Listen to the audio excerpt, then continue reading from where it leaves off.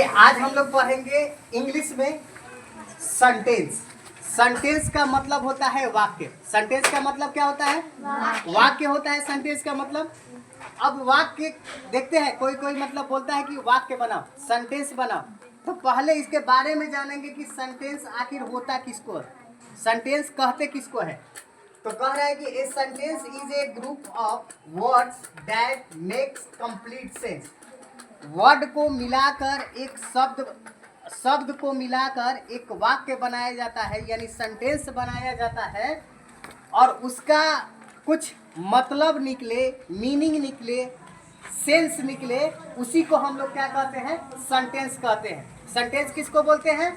तो a sentence is a group of words that makes complete sense. मतलब word को मिलाकर एक वाक्य बनाया जाता है, सेंटेंस बनाया जाता है, जिसका क्या हो, उसका अर्थ निकल जाए, मीनिंग निकल जाए, सेंस उसका समझ में आ जाए, उसी को हम लोग क्या कहते हैं? सेंटेंस, यानी इंग्लिश हिंदी में क्या कहते हैं इसको? वाक्य। अब ये एग्जाम्पल है, जैसे यू आर ए गर्ल। तो देखो वर्ड सब अलग अलग है, लेकिन एक में लिख के सेंटेंस बना दिया गया है। तो इसका देखिए मतलब निकल जा रहा है। इसका मतलब कैसे निकल रहा है? यू आर ए गर्ल, यानी तुम एक लड़की हो। अगर वही रहता a girl are you, a girl are you, देखो तो इसका कोई मीनिंग निकल रहा है, कोई अर्थ निकल रहा है, तो ये सेंटेंस नहीं कहलाता है। ये हमारा क्या हो जाएगा? रॉन्ग हो जाएगा। और ये फिर देखो दूसरा वाला, द बॉय इज रेडी, मतलब लड़का क्या है? तैयार है। The boy is reading, sorry, the boy is reading, लड़का क्या कर रहा है? पढ़ रहा है। लड़का क्या कर रहा है? पढ़ रहा है। अब सेंटेंस को दो पार्ट में बांट दिया गया है।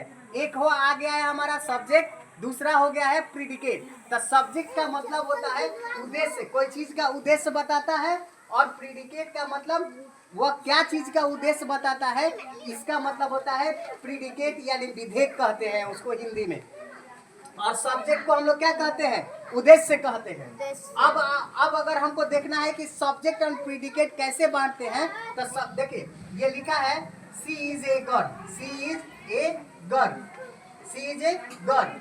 तो सी जो हो गया, ये हमारा क्या कहलाएगा? सब्जेक्ट कहलाता है। और सी के बाद जितना भी वर्ड होता है, ये हमारा प्रीडिकेट कहलाता है। क्या कहलाता है? ये हमारा प्रीडिकेट, यानी विधेयक कहते हैं। और ये सी जो हो गया है सिंगल, ये सब्जेक्ट कहलाता है, यानी उद्देश्य होता है।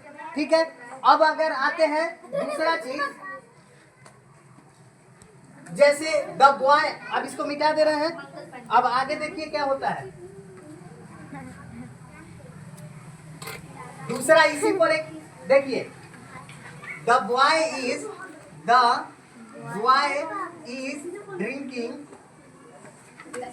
मिल्क। देखिए ये सेंटेंस हमारा बन गया। ये क्या हो गया? ये हमारा सेंटेंस बन गया। इसका अर्थ भी निकल रहा है, मीनिंग भी निकल रहा है, तो ये सेंटेंस में है। The boy is drinking milk, यानी लड़के जो हैं वह क्या पी रहे हैं? दूध पी रहे हैं। तो द बॉय जो हो जाएगा ना, ये हमारा सब्जेक्ट कहलाएगा।